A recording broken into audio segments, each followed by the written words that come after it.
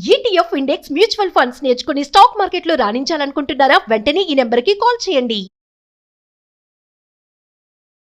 High viewers, India's largest digital media network Suman టీవీకి స్వాగతం. ప్రస్తుతం మనతో ఉన్నారండి హైకోర్టు అడ్వకేట్ పృథ్వీరాజ్ గారు. మనం ఈ మధ్య కాలంలో బాగా సోషల్ మీడియా ఎలా యూజ్ చేసుకోవాలో తెలియక సతమతం అవుతూ పిచ్చి పిచ్చివన్నీ పెట్టేవాళ్ళు చాలా మంది ఉన్నారు. పిచ్చి పిచ్చివి అని ఎందుకు అంటున్నానంటే, 4 గోడల మధ్య జరిగేవి పర్సనల్ గా ఉన్నవి కూడా పబ్లిక్ లోకి తెచ్చి అవి చూసి పిల్లలు చెడిపోతున్నారు. రొమాన్స్ అని రకరకాలుగా చేస్తున్నారు. ప్లీజ్ దాని గురించి ఒక్కసారి పృథ్వీరాజ్ గారితో మాట్లాడతాం. వీటికి చట్టాలు లేవా, కఠినంగా శిక్షలు లేవా, ఎందుకు ఇలా చేస్తున్నారు అనే దాని గురించి మాట్లాడదాం. నమస్తే అండి. నమస్తే. నేను అన్నట్టు ఏదైనా మనం ఏది వాడుకోవడంలో మనం తీసుకోవడంలో ఉంది కదా అని విచ్చలవిడితనం ఎక్కువ అయిపోతే దానివల్ల సరిదిద్దుకొని తప్పులు ఎక్కువ జరుగుతూ ఉన్నాయి. చాలా మంది జీవితాలు కోల్పోతున్నారు అనమాట. చెప్తున్నాను కదా, రొమాన్స్, అసలు కొన్ని పదాలు చెప్పకూడదు, అవన్నీ 4 గోడల మధ్య జరిగేవి పబ్లిక్ లో కేవలం డబ్బు కోసం. ఈ పిల్లల చేతిలో ఏ మొబైల్ ఏ టైంలో ఎలా ఉంటుందో, ఏ వీడియో ఎలాంటివి చూస్తారో అనేసి భయం వేస్తుంది.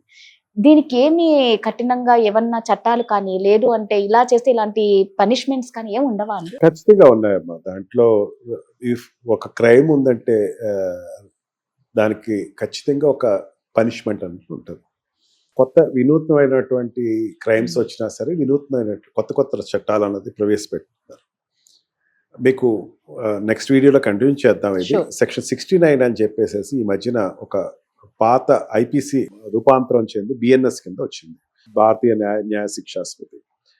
దీన్ని వచ్చిన తర్వాత సెక్షన్ 69 అని ఇన్వోక్ చేశారన్నమాట. ఆ సెక్షన్ 69లో ఈ మోసపోయినటువంటి ఎవరైనా మగవాళ్ళ చేతిలో ఉద్యోగం ఇప్పిస్తానో లేకపోతే పెళ్లి చేసుకుంటానో చెప్పేసి అనుభవించిన వాళ్ళకి కొత్తగా పనిష్మెంట్ ఇచ్చారు. పాత దాంట్లో దానికి కొన్ని తప్పించుకునేటువంటి మగవాళ్ళు తప్పించుకునే అవకాశం ఉంది. దానికోసం అని చెప్పేసి సెక్షన్ 69 కింద ఐపీసీలో తీసుకొచ్చారు. ఆ తర్వాత మనం మాట్లాడుకుందాం.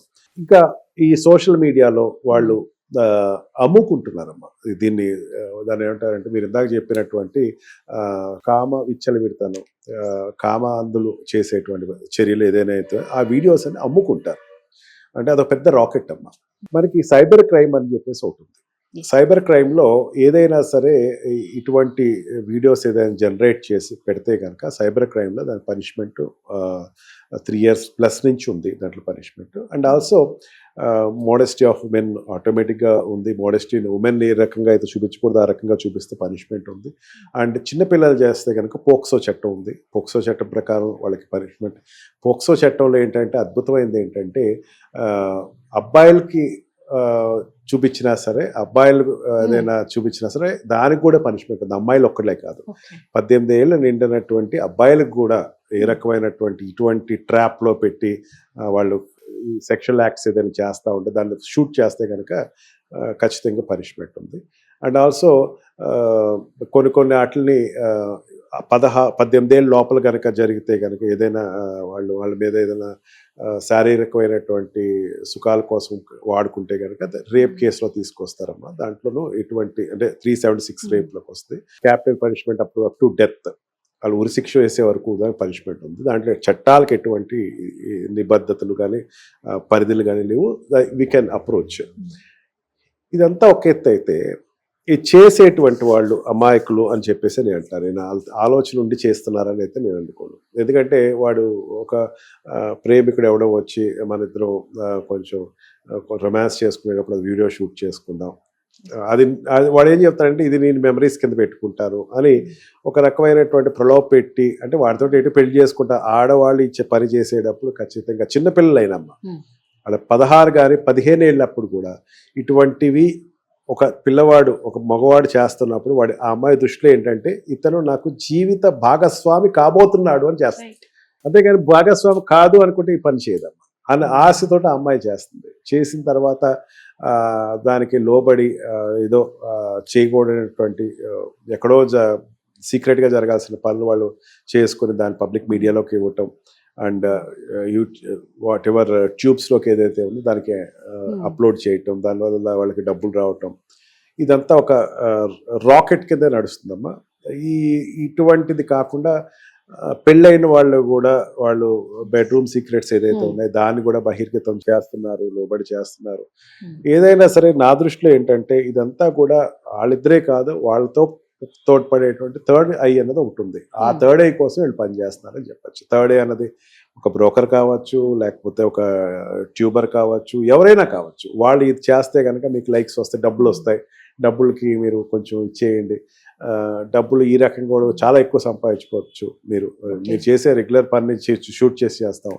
ఈ రకంగా మీరు పరిధి చూసేవాళ్ళ పరిధి అనుకోండి. మనం ఒకటి అనుకున్నాం, చూసేవాళ్ళ పని అంటే ఏంటి, మన చిన్న పిల్లలు, మన పిల్లలు అంటే 18 ఏళ్ళు, కనీసం 16-17 ఏళ్ళ వరకు మానిటరింగ్ అపాన్ దేర్ యాక్టివిటీ చూసుకోవాలి. మనం ఫస్ట్ మానిటరింగ్ అంటే ఏంటంటే వాళ్ళకి ఫోన్ ఇచ్చేస్తున్నాం ప్యాషన్గా, ఇవ్వకూడని వస్తువు వాళ్ళకి ఇస్తున్నాం అనుకోవాలి. ఇప్పుడు మన ఇంట్లో అల్మారాలో మొత్తం అన్ని కూడా లిక్కర్ బాటిల్స్ పెట్టామనుకోండి, మనం పిల్లలు ఎదుర్కొండా వచ్చి లిక్కర్ తాగుతున్నాం అనుకోండి, ఆ పిల్లవాడికి ఒక క్యూరియాసిటీ వస్తుంది, ఇది నేను తాగాలని చెప్పేసి.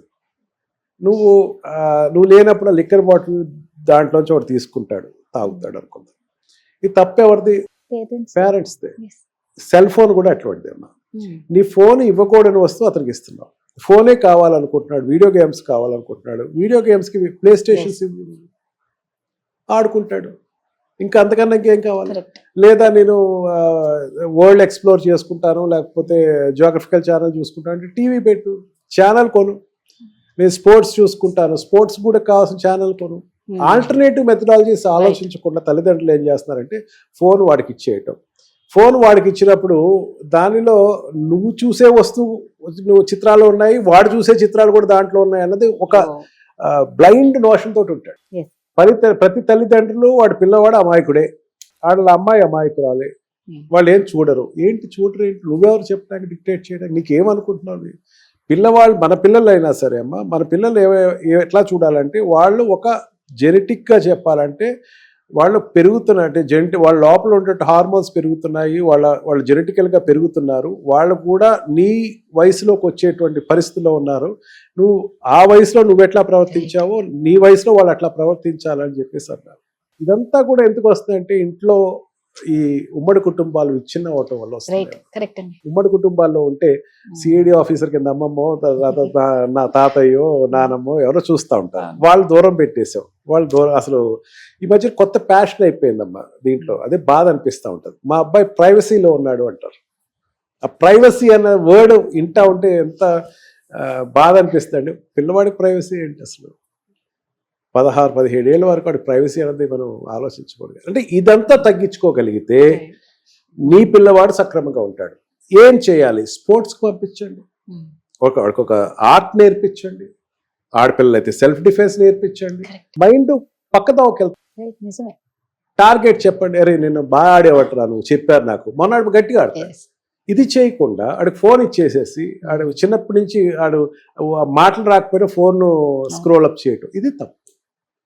మన పరిధి మన పిల్లలకి ఇచ్చేటప్పుడు మన జాగ్రత్తగా ఉంటే ఇటువంటి జరగవు. నిజమండి, కరెక్ట్ గా చెప్పారు. పేరెంట్స్ చేతులారా పిల్లలకి ఆ మొబైల్స్ ఇచ్చి మొత్తం స్పాయిల్ చేస్తున్నారు. దయచేసి అలా ఉండకండి. నిజంగా బాధ వేస్తుందండి. ఇప్పుడు చాలా మంది పిల్లలు చాలా రకాలుగా చెడిపోతున్నారు. నేటి పిల్లలే రేపటి పౌరులు, బంగారం లాంటి భవిష్యత్తు ఉండే పిల్లలకి ఈ రోజు మనం ఆ మొబైల్ ద్వారా అసలు యూత్ ని, నెక్స్ట్ వచ్చే జనరేషన్ అంతా స్పాయిల్ చేస్తున్నామేమో అనిపిస్తోంది. కొంచెం టీవీ మీదే కాన్సన్ట్రేషన్ చేయడం మేలు, బయటికి వెళ్ళి ఆడిపించడం మేలు, పార్కుకి తీసుకెళ్ళండి, ఎక్కడికన్నా తీసుకెళ్ళి ఆ నేచర్ తో కాస్త పిల్లల్ని కనెక్టివిటీ చేయండి. Thank you.